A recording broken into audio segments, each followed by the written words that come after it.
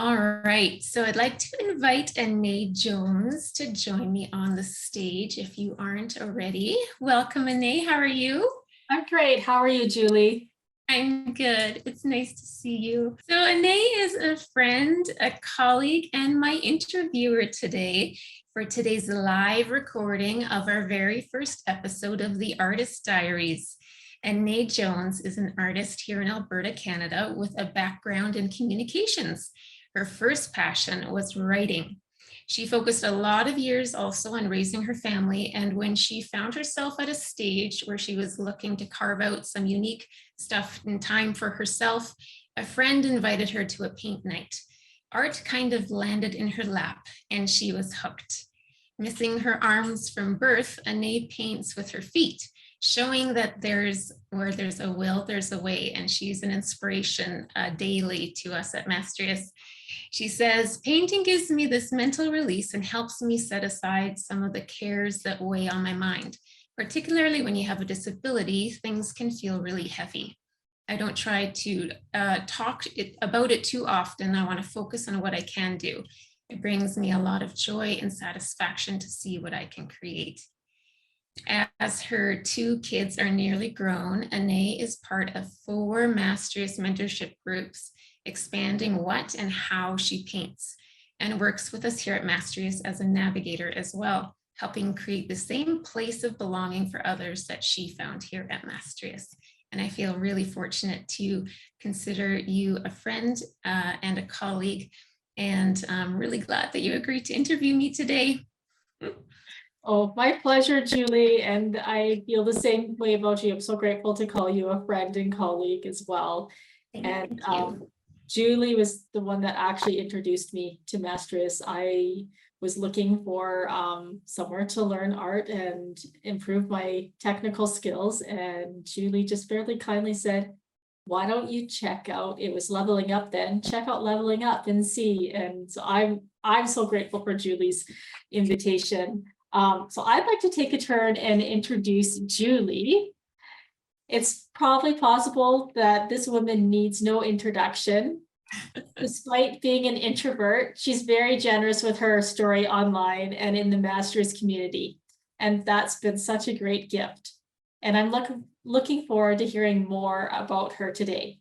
But for those of you who are fresh and new, please let me catch you up. Julie deBoer is a professional artist of acrylic landscapes, very recognizable by her bold and sweeping prairie skies. Self-taught, Julie successfully painted for 7 years and was represented in several galleries before she gathered her courage to go out into the world and take her first workshop. That just amazes me. 7 years. Me too. Her first workshop was with Canadian artist David Langevin, and interestingly enough, he was my first Mastrius mentor. Awesome. His painting technique changed her perspective on painting, and his ongoing mentorship changed her professional life. Mm-hmm. Wanting more artists to experience the joy and success she found in relationship and mentorship, Julie co-founded Mastrius, a global online community where artists are mentored by master and professional artists from the comfort of their own studios. And I think we all love that, being in our own studios. Mm-hmm. Julie has since been mentored by several master artists at Mastrius, including Mark Heine, Heather Pant, and Mitchell Abala, and mentors aspiring artists herself. She paints and works from her home studio in Bears Paw, Alberta, Canada, where she is also happily exhausted of a mother of 3 and married to her best friend and business partner. Julie, your company, Mastrius, has had such a huge impact on my life as an artist, and I'm thrilled to get to know your creative journey better. Thank you for being the first guest on Artist Diaries. Thanks, Anae. That was lovely. I've never been introduced before. My heart is full. Thank you for your kind words. Welcome. But I know you have a few more things you want to talk about before we get into the I just thought I would intro the Artist Diaries. So if you remember, you know that I've been interviewing quite a few master artists here at Mastrius. And many of you have been in the audience when I did. And what has struck me every time, and what's really blessed me, I have to say, is the vulnerability, the courageous sharing, and the inspiring encouragement that our community has received from every artist we've interviewed. And this is what has motivated us to launch a podcast and call it the Artist Diaries, digging deep beyond the palette. Together, we're creating this life-giving, safe community for artists, and you guys are as much a part of that as I am. And it's the community that's made this such a wonderful place to grow. The Artist Diaries comes out of that. It's one way for us to share that experience with the world beyond our community, because we want to actually make the world better and more beautiful, of a place, of a community for people like artists to grow, to be pushing our passions together while lifting each other up and learning from each other's stories. So this is why we thought we'd launch the Artist Diaries with my story too. And I commit to being as open and vulnerable as the artists before me have been. But I do look forward to digging deep for sure. Wonderful. Thank you, Julie. So should we dive right into your interview? Let's do it. Firstly, thank you for being willing to be vulnerable. That is sometimes really hard to share. So I appreciate that you're setting the example here and opening up so we can all learn from your experience. The first thing that I want to cover is you had never planned on creating Mastrius or being a founding member or even becoming an artist. And part of that journey for you was learning to stop making plans. Could you walk us through that? Sure can. So as you know, my husband, Mike, is our CEO at Mastrius, and he and I have been married for 25 years now, which is amazing. I don't feel old enough to be able to say that. But we learned early on, because we were planners and we thought about the future and we like to dream about what we might do and where we might go. But what we found consistently is every time we made a plan, we'd get this curveball thrown into our lives, and we'd have to let go of that plan and kind of pivot and go a totally different direction. And this just kept happening. So after a while, we laughed and said, well, we probably should stop making plans, because I think God is kind of laughing every time we do. But the plans that have come to us have been extraordinary. And I know part of it too is marrying Mike. I didn't realize what a dreamer, kind of big picture thinker he was, and how he didn't really see obstacles the way that I did. He saw opportunities and challenges where I saw kind of barriers. So being married to him as well for 25 years has changed my perspective and opened me up a lot more to what might be, and to lean a bit more towards the adventure side and trusting things will work outside and not trying to plan everything down to the T. So plans are still important to an extent, but being able to be open to a different plan is something that you've obviously had to experience. Yeah, there's like, if I look back on my life, we've done things I never planned, and that seems to be just consistent with me. Like we adopted our third child from Haiti. Adoption had never been even on my radar. And what else? We helped start a brand new church in the inner city of Calgary, and something that kind of we fell into, which was such a great experience. Lots of stories like that that were not part of the plan, but were so good. So same with, I guess, becoming an artist. It's funny because my mom is an artist, and she started painting when we were little kids. She, I think, needed an outlet and wanted to do something nice for herself. So she bought some paints and canvas and started painting. And she taught herself and was naturally talented. And she built a career as a self-taught artist, a very good career in Alberta. and she did great for, I don't know, she's been going at it for 40 plus years. And so I had the privilege of watching her do that and launch it on her own. And that was just a normal part of my childhood. Art was always part of my childhood. And my brother, sister, and I were always very creative too. So that was always encouraged. But it's funny that never again did I plan to follow in her footsteps. Right. What was your plan initially? Did you say, I want to be an artist like mom, or did you want to do something else? Yeah, no, I have to say my only aspirations were to be, and not to say only, shouldn't use that word, but to be a wife and a mom. Otherwise, I wasn't a risk taker. I was really shy and more of a fly on the wall to life than I was one to dive in. So yeah, my dreams were, you know, wife and mom. And I went to university mostly to kill time because I wasn't a wife or a mom yet. So I had to do something. And my dad said, don't go to art school, get a real degree, something you can fall back on if life doesn't turn out as you had planned, which I respect. And so I went to university to be a teacher. Actually, I did 2 years of an education program and then switched into nursing and became an RN. So I did get a degree that I could fall back on, and I literally have never used it. Because I ended up just following like step by step in my mom's footprints. I had kids, and we had kids young.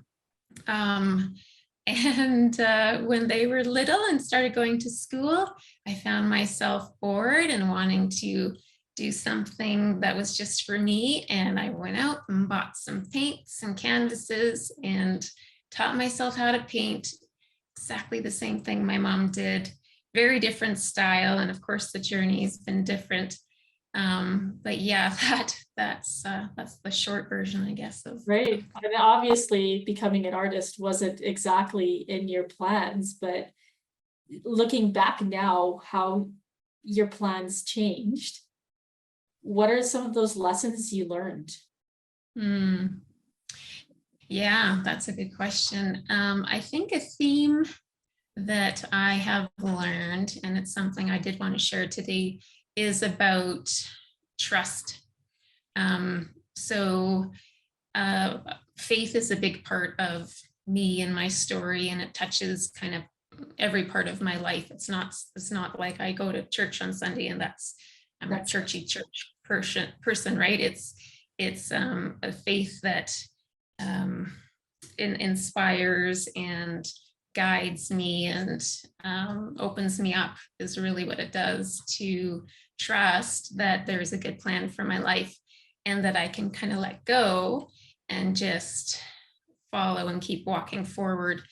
And yeah, so that has been the lesson I think I've learned throughout life, is that the plans for me are good and someone has got my back, and that I don't need to worry so much, that everything is going to be actually not just okay, but is going to be much better than I ever hoped for or imagined. And so having that as kind of my foundation has taught me how to walk through fear, through to courage. And of course, that's a huge thing as an artist, something that I think most of us have to tackle and deal with every time we put a paintbrush to canvas.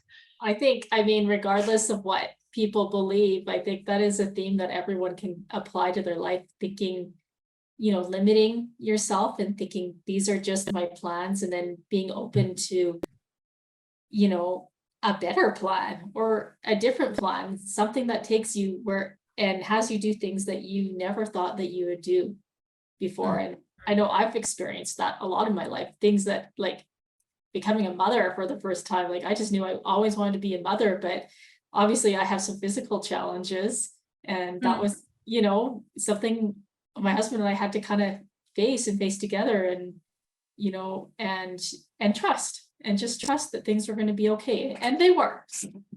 Yeah. So I do want to ask you, what were some of the challenges you initially faced as you decided to start pursuing art?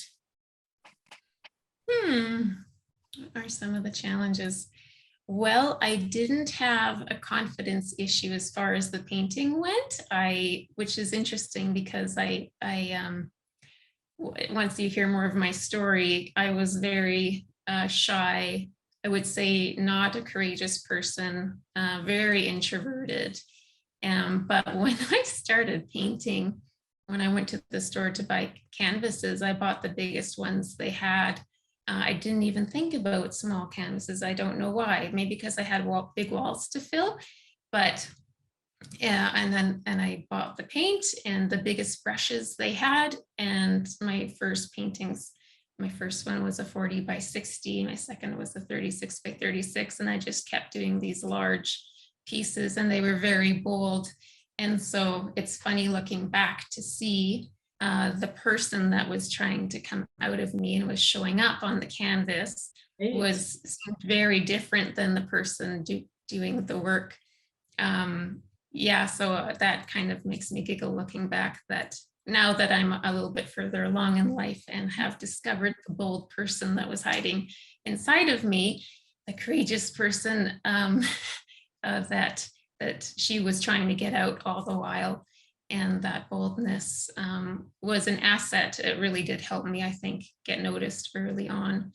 As far as challenges go, the biggest one probably was the chasm of stuff I didn't know, that I was completely unaware of. My didn't knowedness, my ignorance was bliss. Like, you just don't know what you don't know. And so I kept going as a self-taught artist, and I have no issues with being self-taught. We have some of our master artists at Mastrius are self-taught, and I think that's fantastic. For me, the journey was different, and so I think my biggest challenge probably was more my fear of how I had to fill in those gaps. So being an introvert, and like you said, I was already gallery represented and kind of got well on my way before I had enough courage to go to a workshop, which seems so silly looking back, but it really was a barrier for me. So that was probably my biggest challenge, was reaching outside of myself for some community. Fortunately, I was living in Inglewood. If you know Calgary, it's like the cool inner city neighborhood. And we were there for 10 years. And fortunately, it was a very artsy neighborhood. And one of my neighbors, Karen Bray, we discovered each other. We were friends. Our kids were going to school down the road together. And she was an artist, so she kind of helped me along. And then we met another artist neighbor, and we started painting together and connecting, and then had our first art shows out of my house in Inglewood. And that was how we all launched. And I think that's a common story for artists. And in Inglewood, it was just fantastic because it's such a supportive neighborhood. So we would have these in-house art shows, and we'd sell out. Like, we'd have, 40, 50 people from the neighborhood come pack in and just buy everything. Oh, that's lovely. I wish I lived in a community like that. I know. I was really set up well for success. And to have like Karen on my side, because she went to art school, she had a lot more experience than I did. And so she did save me a lot of work, just teaching me a few basic things. But I think that was probably my biggest limiting factor, was myself. Awesome. That's, so insightful and interesting, because we all have different obstacles that kind of stop us. Right. But I love how there was this like lion behind you the whole time, but you were just, this shy little person thinking you couldn't do those things, but you could. You just had to let it out. And it's interesting how, when we do art, a different personality can emerge. And I think that's super neat. And talking, go ahead, Julie. Sorry, I'm just going to say, because you mentioned lion, those personality tests you can do where you can find your spirit animal, kind of what animal you would be if you were an animal. I did that a few years ago, before I kind of went through this other journey in my life. And my spirit animal was a fawn, a baby deer.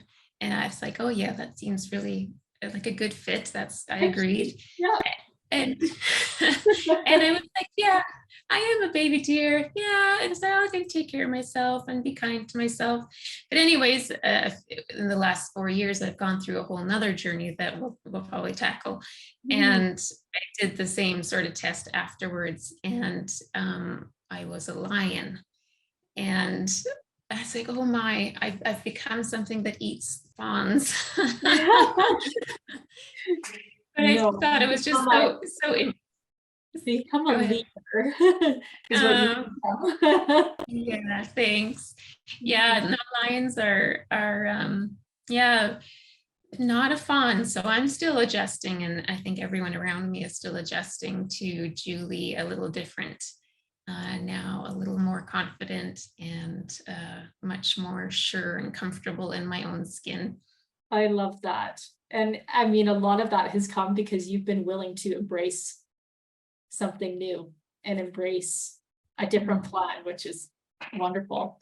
So when you were when we were just talking a moment ago, you were talking about how you started out with these big pieces and these bold things came out of you right away.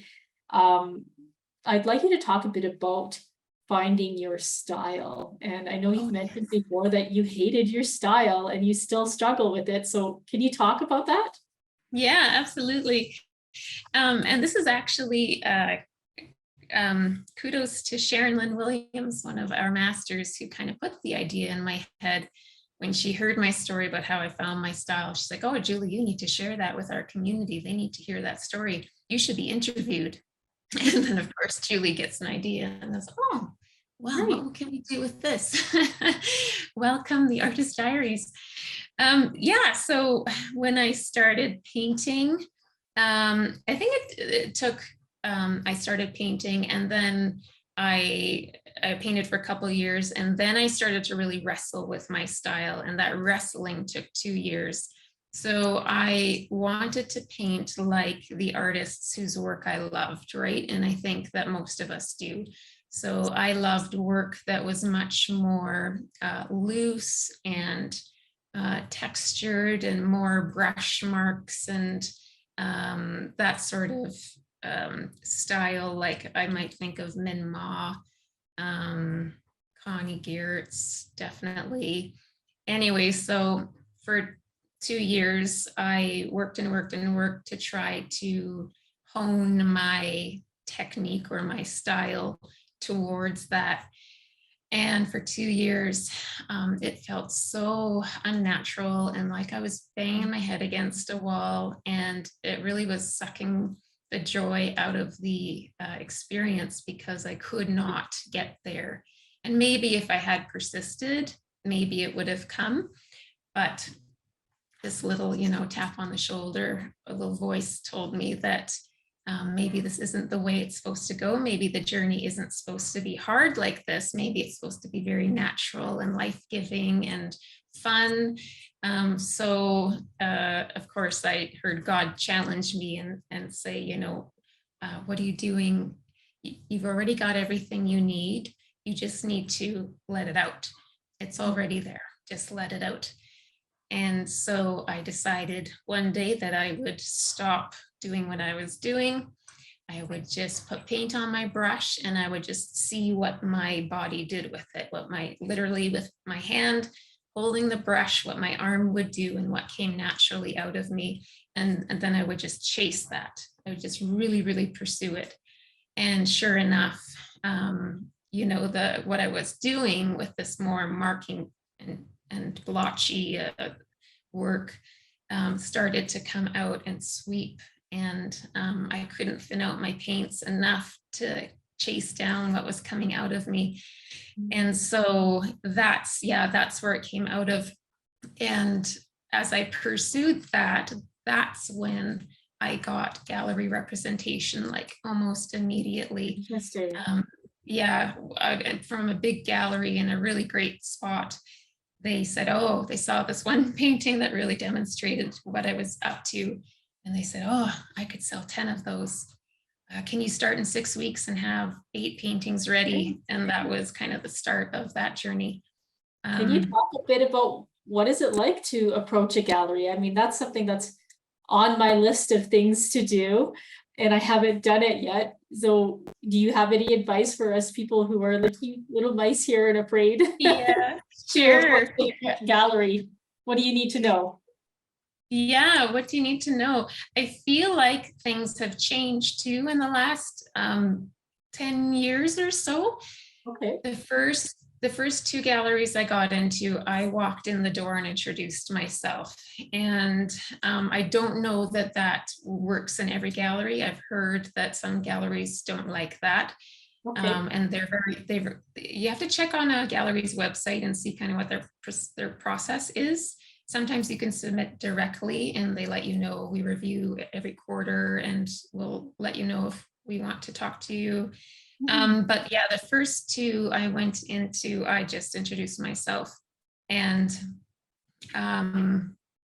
yeah, and had very a warm reception. I think too, it was because my work was bold and big, and my style was coming out at that point.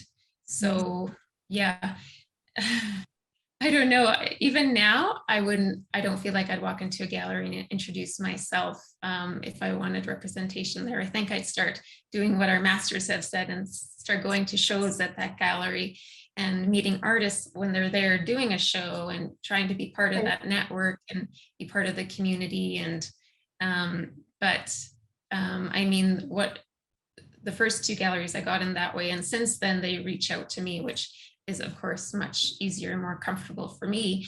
But the one I'm at now, they reached out to me thanks to David Langevin, who kind of plugged me to them. And when I met them, they were like, oh, have you been to the gallery before? And I was like, yeah, I've been here like 1,000 times. It's one of my favorite galleries.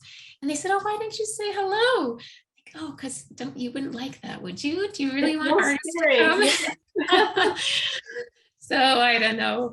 That's a really tricky question. I think you need to feel them out, and if they're really friendly and nice, then feel free to talk about yourself. And definitely have to get comfortable promoting yourself because nobody else will. You have to be your biggest fan, and you have to practice courage if you want to get somewhere.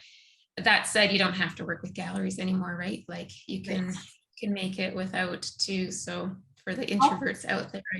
How far along in like developing your style should you be though? Because I've talked to one gallery before, and it was just because we were at Lake Louise and I went in the gallery and kind of talked to the fellow and just mentioned, oh, I'm an artist too. And then the next thing I know, he gives me a business card and I haven't done anything with it because I just got a little scared. Because I felt like, okay, well, I had looked at all the other art that was there and like, I'm not there yet, or we kind of judge ourselves that it's hard to recognize your own style. So did you have something that helped you recognize I do have a style? Yeah, and it's something that also at Mastrius, I love to talk about. And in my mentorship group, I'm working with aspiring artists, and part of what I want to focus on is helping them to find their style, to find their voice, and for us to kind of learn how to hone that together.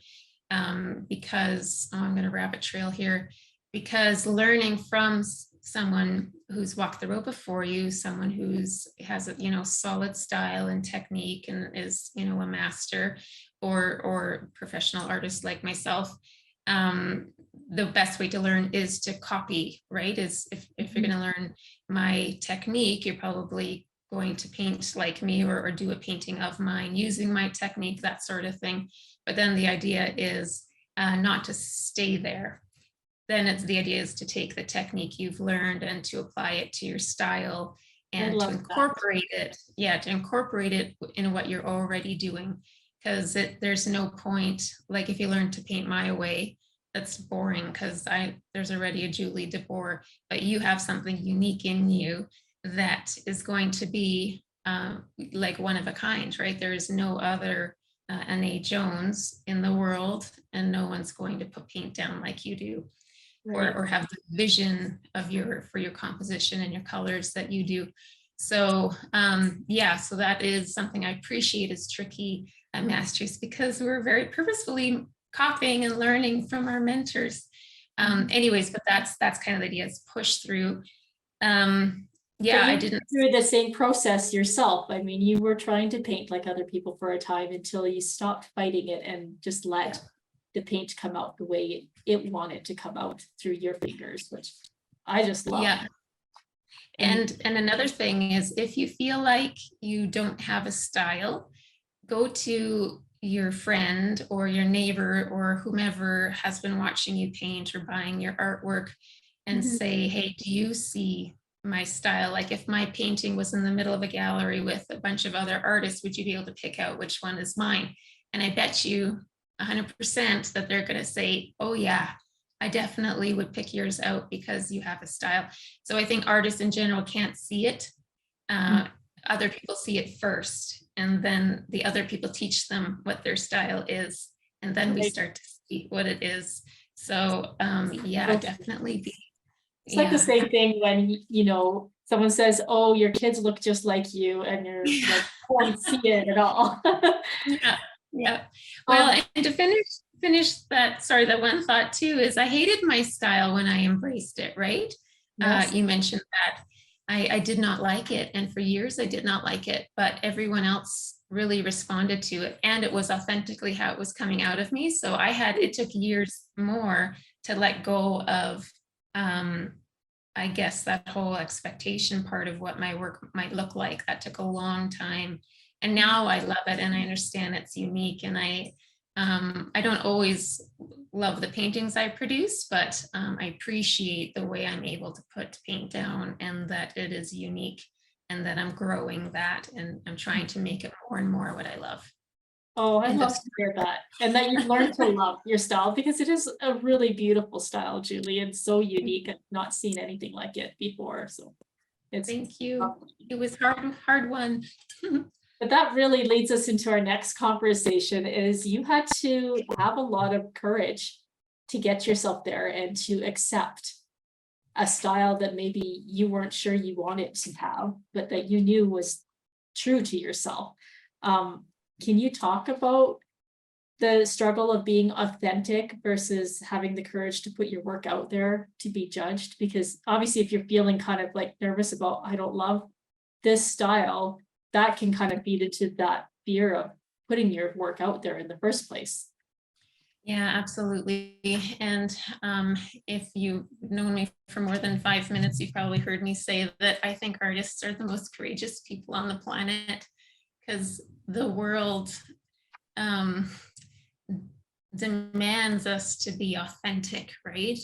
And to be expressive, and to put our interpretations and our experiences and our passions out on a canvas or board or whatever, and hang it on a wall, and then let everybody judge it and say, not my cup of tea, or oh, I love that, or I wouldn't spend that much money on that painting, or will you give that to me for free? Because North Americans generally don't value artists' hard work.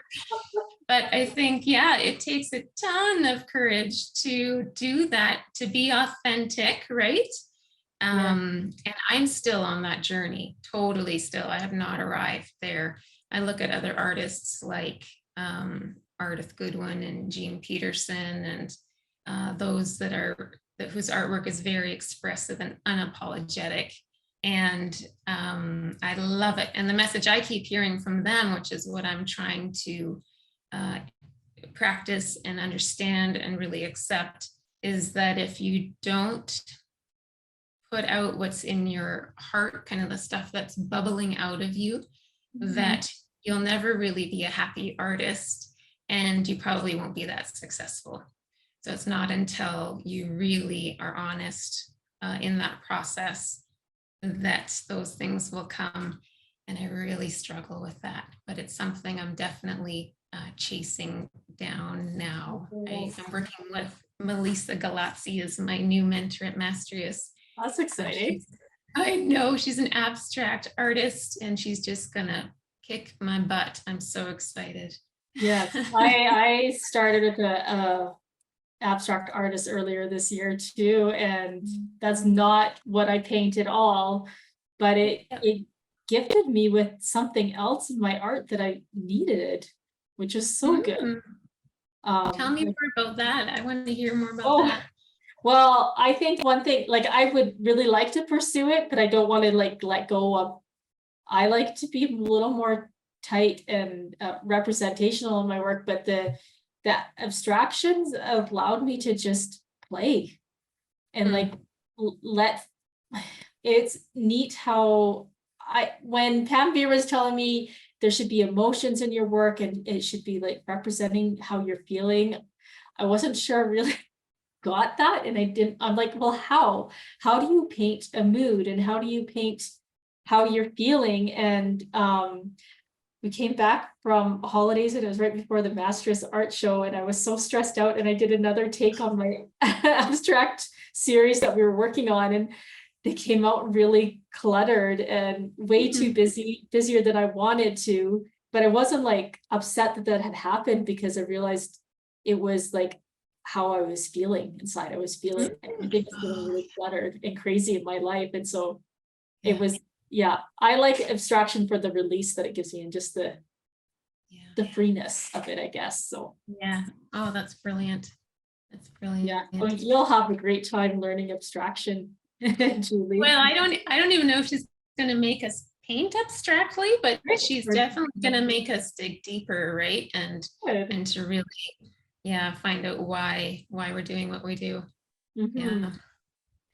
So we do have a question from the audience. What were the first greatest learnings from your mentor?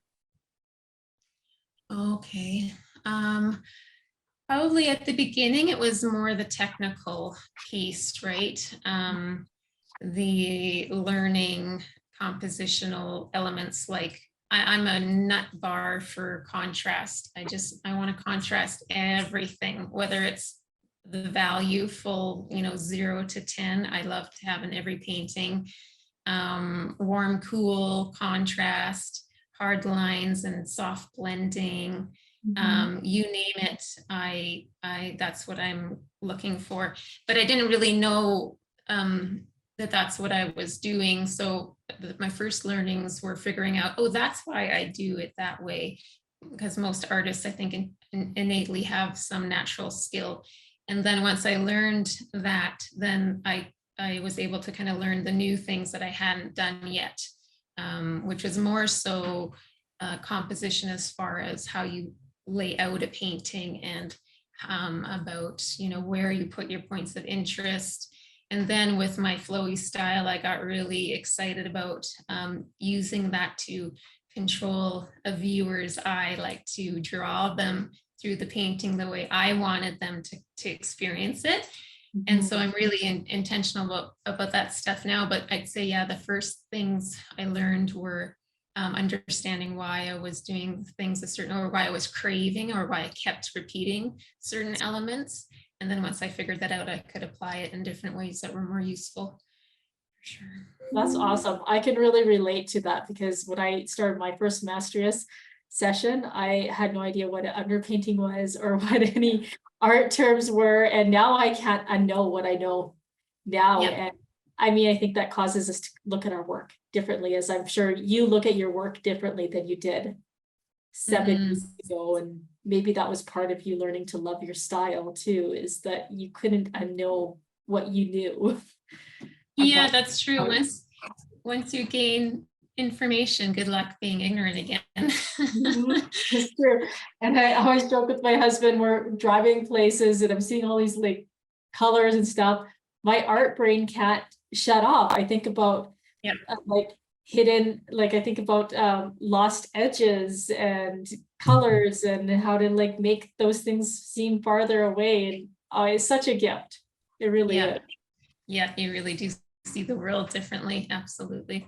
Yeah. So a few more questions here, Julie. I wanted to ask you about the importance of fear and how it leads to courage and that importance of adversity.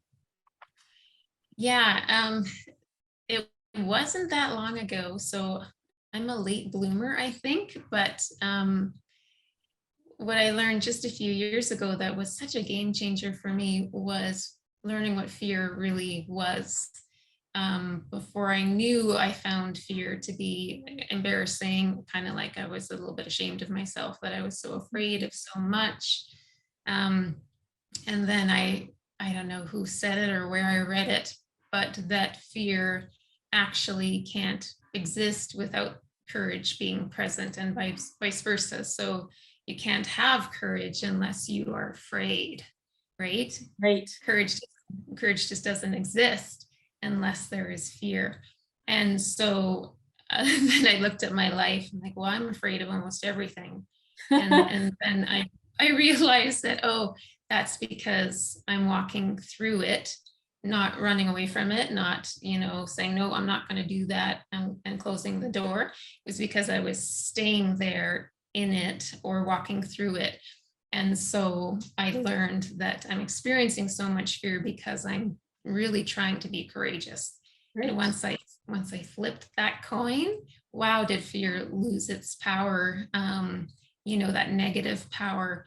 I think fear it's great now because I understand it better. So for those who are out there, and I think artists have to tackle this all the time because of the nature of what we do, is that it's good. It's a sign that you're being courageous.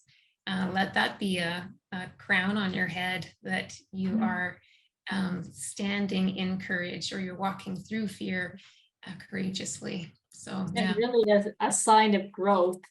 Are there some things that you're particularly proud of that you're able to do now because you were willing to run into the storm instead of running away from the storm? Yeah. Oh, life is hard. It can be so hard. And I'm glad that that's not a unique thing, that is just a human thing. We all have to walk through some hard valleys. Mm-hmm. Yeah, this is part of the vulnerable part. A few years ago, I realized in my life that in particular my relationships, I was really struggling in relationships, and how to have life-giving relationships that weren't hard and didn't give me anxiety, and I didn't fear, like always worried about losing friends and not being good enough, and it was really becoming a problem. I had hoped it would become easier as I grew and became older and wiser and blah, blah, blah. But it didn't. It got worse and worse and worse. And eventually I had to stop and say, what am I going to do about this? And fortunately, a good friend of mine had been through a program actually that helped him walk through some stuff. And so I did this program. It was really intensive, like 5 months that I gave my life to kind of diving in the deep with myself, acknowledging stuff that happened when I was little that I had packed away as just normal. And it had been labeled all very normal as a kid. Stuff that I'd forgotten about. Just, if I imagined my childhood as a filing cabinet, there would be this massive file called normal with all these things sticking out of it. And then, a little skinny file of really bad, and then a skinny file of really good. But everything was lost in the normal. And it took me a long time to organize that and pull stuff out and realize, oh yeah, that was not normal. That was not good. Anyways, so going through the process of acknowledging that stuff and mourning really a lot of stuff that I never gave any emotion to. A lot of anger had to be processed, a lot of pain. And that journey was brutal. It was the hardest thing I think I've ever done in my life. And then my sister died right in the middle of it. And she was we did not have a healthy relationship, and a lot of childhood stuff there too. So having to say goodbye to her and kind of end on good terms, which thank God literally that he set us up for 10, kind of the last 10 days of her life were beautiful, and she was able to be very loving, and yeah, so yeah, it was a total gift. Even though I kind of lost 40 years with her, I got those 10 days. And yeah, walking through that, opening myself up to healing, because that's not something that I don't think a person can do on their own. It's something that is kind of a two-person job in my mind. And I'm not done healing, and I'm not done journeying. I'll never be done, but we're always growing, right? Yeah. But that 5 months I'm proud of. I'm really proud that I did that, and it's been for a benefit to everyone around me. Right. And it took a lot of courage for you to do that.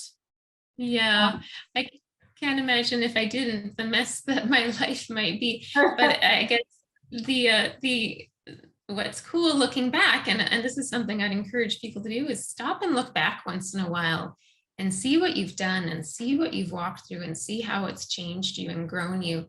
And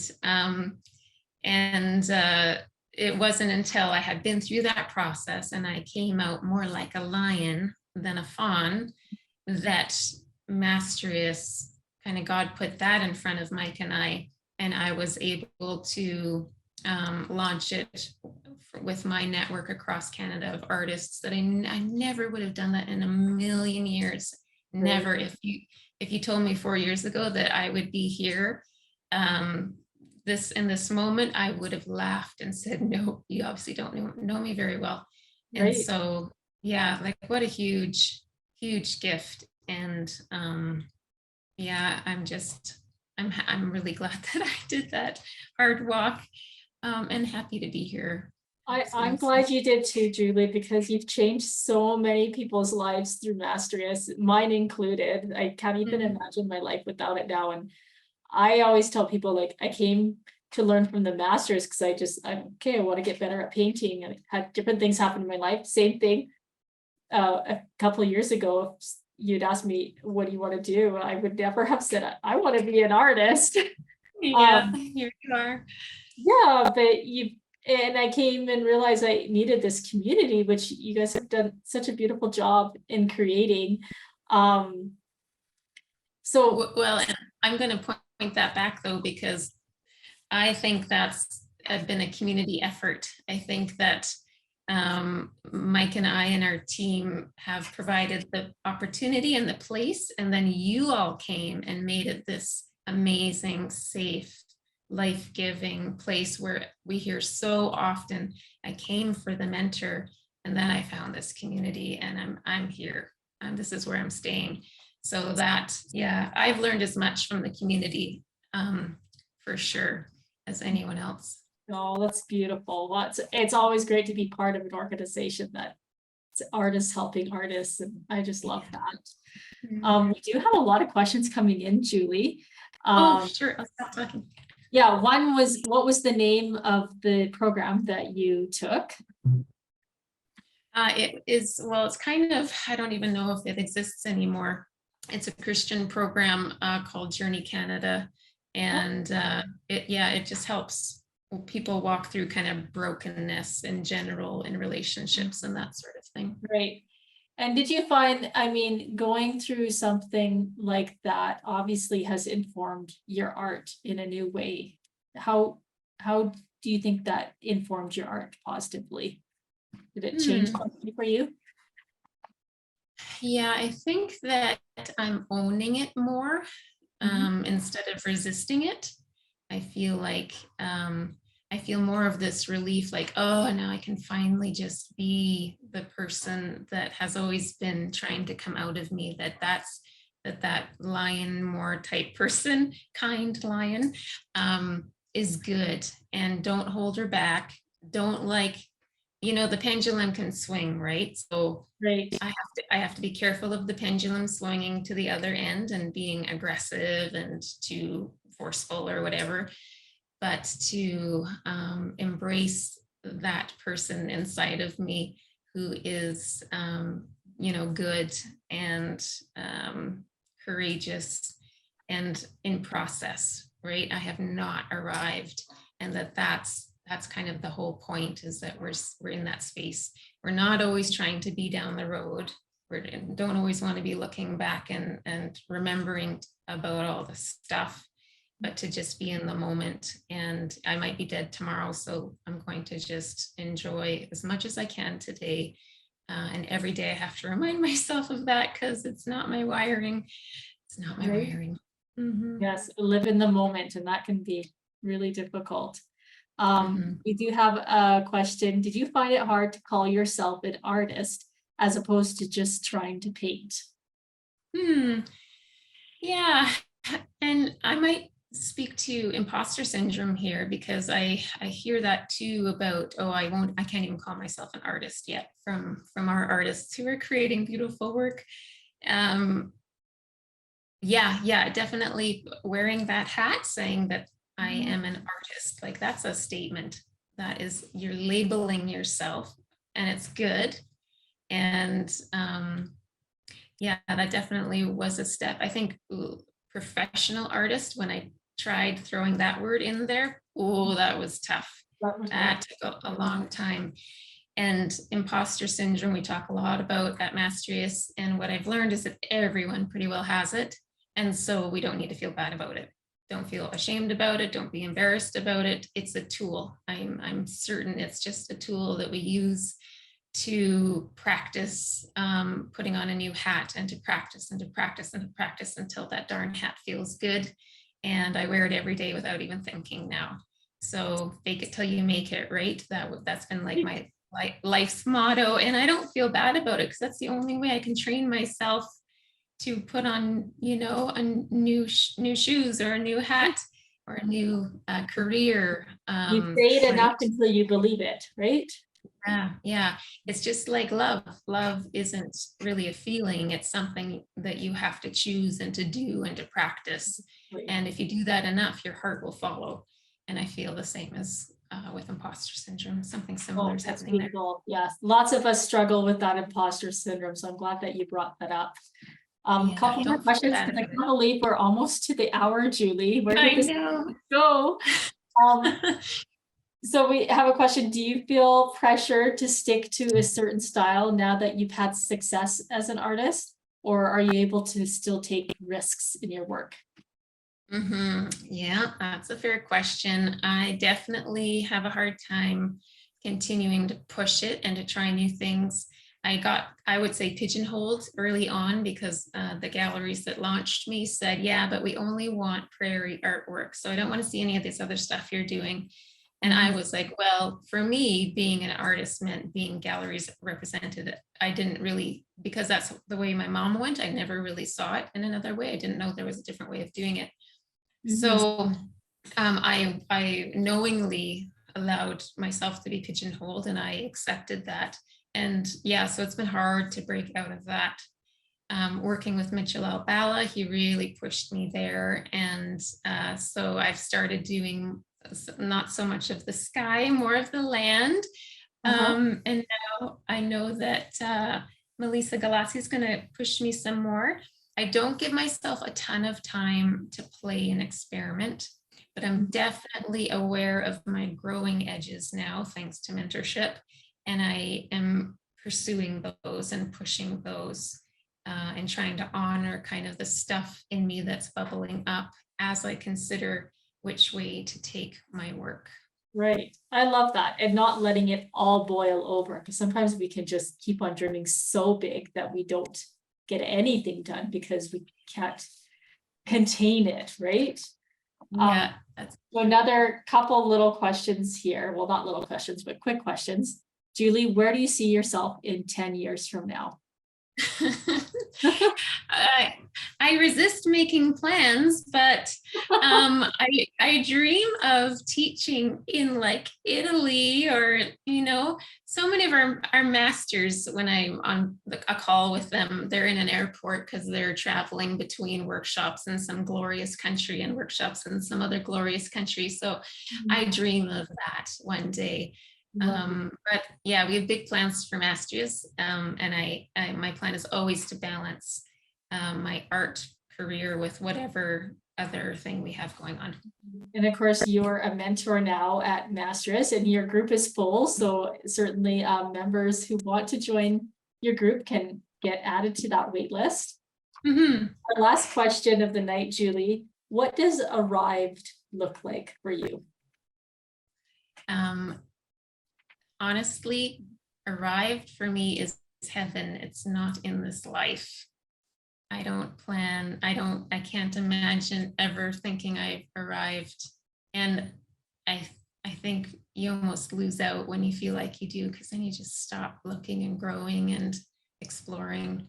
I plan on hitting the grave at full tilt, kind of skidding in sideways, exhausted. And with your paintbrushes and palette, right? Yeah, I don't know about arrived. Not really comfortable with that word. I think just because I've learned so many times, like I don't know where life will take us, because we don't hold on to anything. Yeah. Oh, and life is a lot bigger than that. Yeah. God's plans have been way, way, way, way bigger than mine. So we'll see. Julie, it's been such a pleasure speaking with you tonight, and so much that you've talked about has really resonated in my heart, and I hope it's resonated with our guests tonight. Getting lots of nice comments from people thanking you for sharing. And I'm going to turn it back to you, Julie, to talk about Mastrius, but thank you everyone for being part of the launch of the Artist Diaries, and forward to the next one. Yeah, I know. So exciting. Thank you, Nate. You're a fantastic, easy person to talk to. Thank you for guiding me through my own story. I appreciate that. Oh, my pleasure. All right. Thanks, folks, for coming. Yeah, and you have a meeting to get to, so a mid-month meeting with my mentorship group. So awesome. Take care, everyone. Bye. Have fun. Bye. Thanks, everyone, for coming. Really nice that you could join us and hear my story. It's weird to be interviewed, but it's cathartic as well. Felt good to share some of that stuff. Thank you for listening and your questions and for being open.